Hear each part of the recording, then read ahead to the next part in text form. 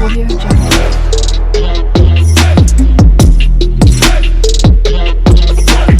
Audio Jungle.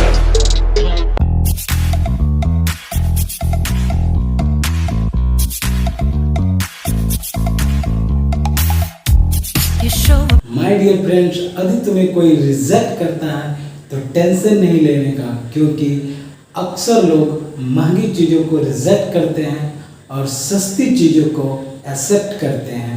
नमस्कार दोस्तों, मैं Vineet Kushwaha, welcome to all of you officers club. My dear friends, आज का जो सेशन है वो बेसिकली ऐसे बेस्ट सेशन होने वाला है और आज का जो टॉपिक है वो है भारतीय रेलवे का आधुनिकीकरण, जो कि इस साल यानी 2024 में अपेंडिक्स 3 के एग्जामिनेशन में जो ऐसे पूछा गया उसका एक टॉपिक यही था कि भारतीय रेलवे का आधुनिकीकरण।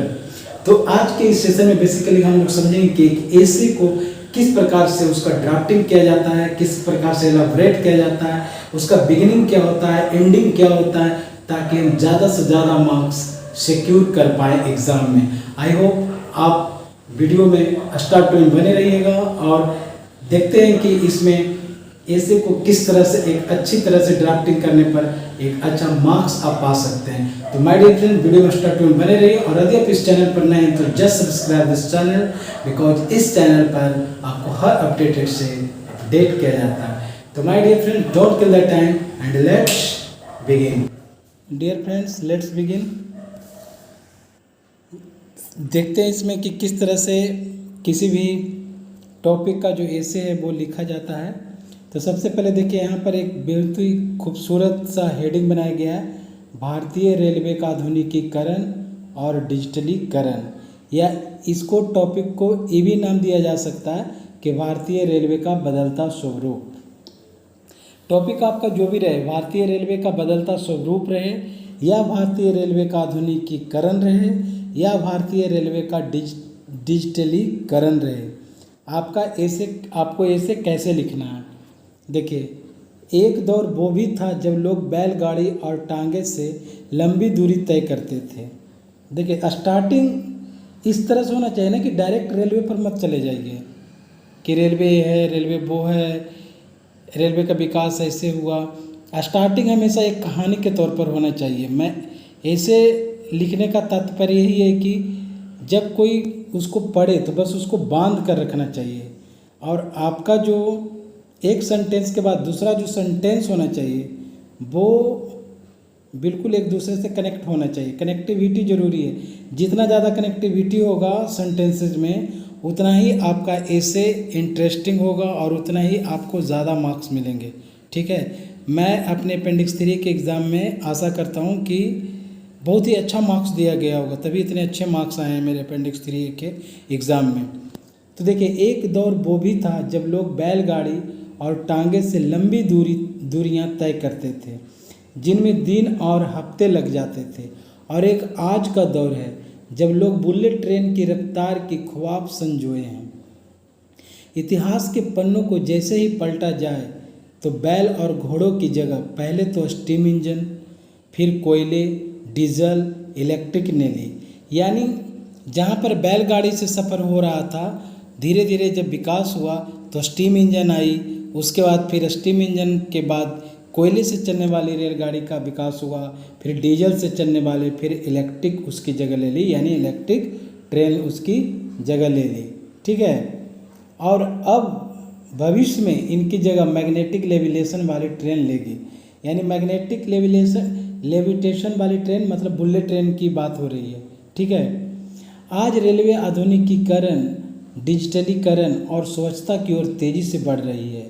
बायो टॉयलेट को फिट करने, सिंगल यूज प्लास्टिक पर प्रतिबंध लगाने और 2022 तक पूर्ण विद्युतीकरण की दृष्टि जैसे परिवर्तनकारी फैसलों के साथ भारतीय रेल प्रत्येक दिन स्वच्छ और सतत भारत के मिशन में सक्रिय योगदान दे रही है।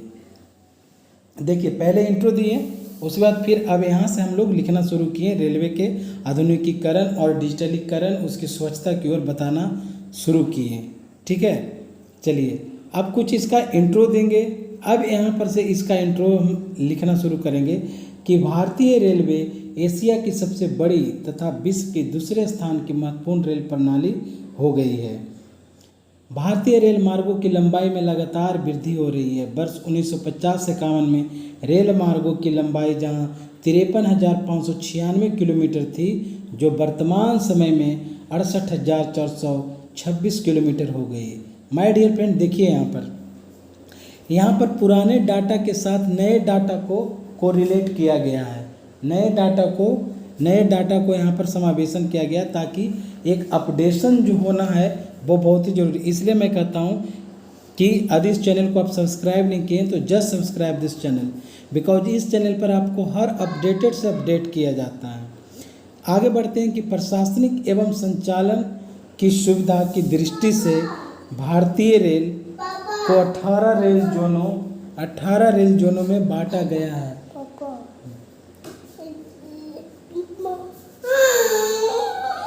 कोयला, कच्चा माल, पेट्रोलियम से लेकर कोविड-19 के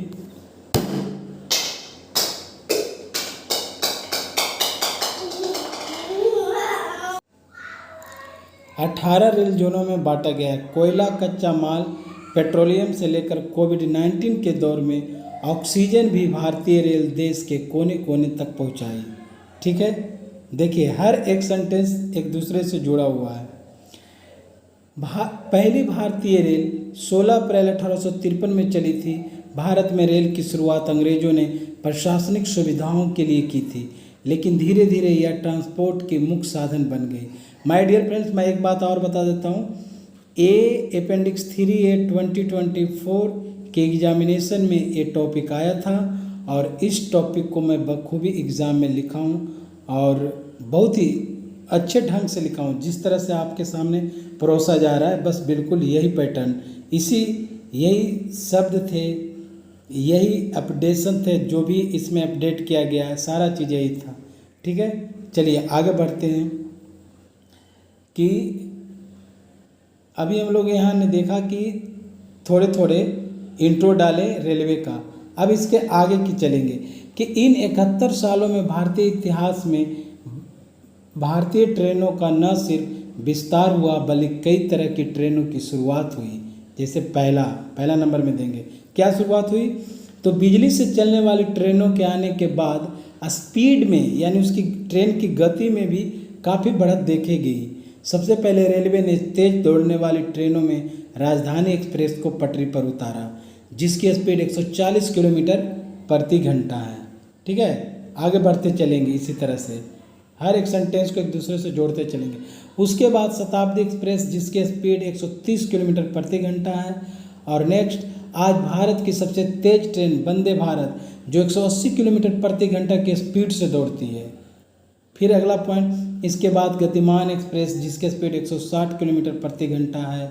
और फिर भोपाल शताब्दी एक्सप्रेस 150 किलोमीटर प्रति घंटा की स्पीड से दौड़ती है। ठीक है, चलिए आगे देखते हैं। रेल का आधुनिकीकरण ने विभिन्न सुविधाएं प्रदान की है। अब देखिए, इंट्रो डालने के बाद अब हम लोग टॉपिक पर आते हैं कि हमारा टॉपिक था रेल का आधुनिकीकरण, भारतीय रेलवे का आधुनिकीकरण। तो यहाँ पर से अब आधुनिकीकरण पर हम लोग चलेंगे कि रेल का आधुनिकीकरण ने विभिन्न सुविधाएं प्रदान की है। जैसे क्या क्या आधुनिकीकरण हुआ है?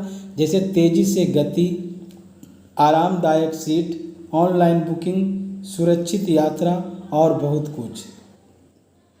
इसके साथ ही आधुनिक रेलवे स्टेशन भी आकर्षक और आधुनिक ढंग से विकसित हुए, जिनमें विभिन्न सुविधाएं और वाणिज्यिक स्थान होते हैं, है ना। चलिए आगे बढ़ते हैं। विभिन्न स्थान, वाणिज्यिक स्थान होते हैं। और जो कि नेक्स्ट है कि विवेक एक्सप्रेस सबसे लंबी दूरी तय करने वाली ट्रेन है, जो डिब्रूगढ़ से कन्याकुमारी के बीच 4189 किलोमीटर लंबी सफ़र तय करती है। माय डियर फ्रेंड, देखिए यहाँ पर ये जो पॉइंट दिया गया है बिल्कुल अपडेट करके गया है। अभी विवेक एक्सप्रेस हो गया, जो कि सबसे लंबी दूरी तय करने वाली ट्रेन है, जो कि डिब्रूगढ़ से कन्याकुमारी, है ना। यानी डिब्रूगढ़ किधर पूरब में चला जाएगा, कन्याकुमारी कहाँ साउथ में चला जाएगा। यानी पूरब से दक्षिण के बीच 4189 किलोमीटर लंबी सफ़र तय करती है। आगे देखिए कि रेल का विकास, रेल का आधुनिकीकरण कैसे कैसे हुआ है। विश्व विरासत में भारत की 3 ट्रेनों, माउंटेन रेलवे जिसको दार्जिलिंग हिमालय रेलवे जो कि 1999 में बना था, उसके बाद नीलगिरी पर्वतीय रेलवे जो 2005 में बना, उसके बाद कालका शिमला रेलवे 2008 को शामिल किया गया है। यानी इन तीनों रेलवे को विश्व विरासत सूची में, यानी यूनेस्को की जो लिस्ट होता है उसमें शामिल किया गया है। और नेक्स्ट है कि कोंकण रेलवे परियोजना देश की अनूठी रेलवे परियोजना है। यह दुर्गम मार्ग रोहा से मंगलोर तक 760 किलोमीटर लंबा है। ठीक है, चलिए आगे देखते हैं। भारत के महानगरों में मेट्रो रेलों का संचालन तीव्र गति से बढ़ रहा है। हालांकि अब पटना यानी बिहार में भी जल्द मेट्रो रेल दौड़ती नजर आएगी। यहाँ देखिए अब देखिए जब आप भारतीय रेल का आधुनिकीकरण कर रहे हैं तो क्या बुलेट ट्रेन या फिर कोंकण रेलवे विश्व विरासत सूची में जो दार्जिलिंग हिमालय, कालका शिमला है ना, नीलगिरी पर्वत, सारे का समावेशन करके बिल्कुल आपके सामने रखा गया ताकि बिल्कुल आप भारतीय रेल किस तरह से आधुनिकीकरण की ओर बढ़ रही है सारे चीज़ को देखें। तो भारत के महानगरों में मेट्रो रेल का संचालन तीव्र गति से बढ़ रहा है। हालांकि अब पटना बिहार में भी जल्द मेट्रो रेल दौड़ती नजर आएगी। उसके बाद मोनो रेल का भी चर्चा करना है कि मुंबई में 1 फरवरी 2014 से मोनो रेल का संचालन प्रारंभ हुआ है।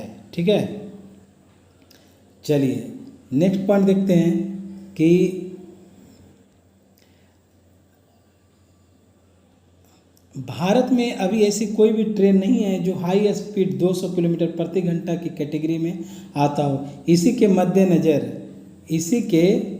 मद्देनज़र भारत जापान के साथ अहमदाबाद से मुंबई के बीच भारत का पहली बुलेट ट्रेन चलाने वाला है जो 320 किलोमीटर प्रति घंटे की रफ्तार से दोनों शहरों के बीच की दूरी को लगभग 2 घंटों में तय कर लेगी। ठीक है, अब जब इसका सारा चीज़ हम लोग जब बता दिए कि भारतीय रेल का एक छोटा सा इंट्रोडक्शन दिए, इंट्रो डालें, फिर भारत का थोड़ा इतिहास बताएं कि किस प्रकार से इतिहास था, फिर हम लोग आए कि भारतीय रेलवे का जो आधुनिकीकरण, जो डिजिटलीकरण हो रहा है वो किस प्रकार से क्या क्या चेंजिंग आए हैं, है ना। अब लास्ट में एक छोटा सा कंक्लूजन पर पहुंचेंगे।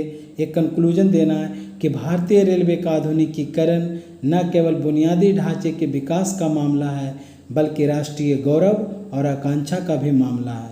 यह एक ऐसी रेलवे प्रणाली बनाने का दृष्टिकोण है जो वर्तमान और भविष्य की पीढ़ियों की ज़रूरतों को पूरा कर सके, जो वर्तमान और भविष्य की पीढ़ियों की ज़रूरतों को पूरा कर सके और देश के सामाजिक, आर्थिक विकास और पर्यावरणीय स्थिरता में योगदान दे सके। यहाँ पर देखिए पर्यावरण को भी इसमें शामिल किया गया है ताकि हमारे भारतीय रेल से पर्यावरण को ज़्यादा नुकसान ना हो, इसलिए वर्तमान और भविष्य की पीढ़ी की ज़रूरतों को पूरा देखते हुए ही भारतीय रेलवे का आधुनिकीकरण किया जा रहा है। यह एक ऐसा मिशन है जिसके लिए सभी हितधारकों, विशेषकर रेलवे कर्मचारियों और यात्रियों के सामूहिक प्रयास और प्रतिबद्धता की आवश्यकता है, जो भारतीय रेलवे की रीढ़ और जीवन रेखा है। यानी भारतीय रेलवे की रीढ़ और जीवन रेखा है। तो इस तरह से आपका एक ऐसे बिल्कुल कंप्लीट होता है। इस तरह से सुसज्जित ढंग से जब आप किसी ऐसे का ड्राफ्टिंग करते हैं, हर एक सेंटेंस को दूसरे सेंटेंस से टैग करते हैं, एक दूसरे से कनेक्टिविटी बनी हुई रहती है, तो आपका जो ऐसे है वो अच्छा ऐसे माना जाता है और आपको एग्ज़ाम में मैक्सिमम मार्क्स दिया जाता है। तो आई होप आज का आपका टॉपिक अच्छा लगा होगा। एक माइंड में परसेप्शन जरूर क्रिएट हुआ होगा कि यदि मुझे ऐसे किसी भी टॉपिक पर लिखना है तो डायरेक्ट उस टॉपिक पर ना जाकर शुरुआत एक इंट्रो से करें, एक ऐसा इंट्रो जो कि बिल्कुल पढ़ने वाले को बांध कर रखे और हर एक सेंटेंस एक दूसरे से जुड़ा हुआ होना चाहिए।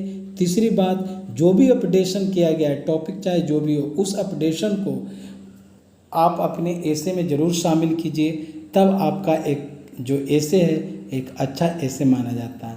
तो माय डियर फ्रेंड्स, ऐसे ही इन्फॉर्मेटिव एंड इम्प्रेसिव वीडियो के साथ मिलते हैं अगले वीडियो में। Till then bye bye, see you, love you all.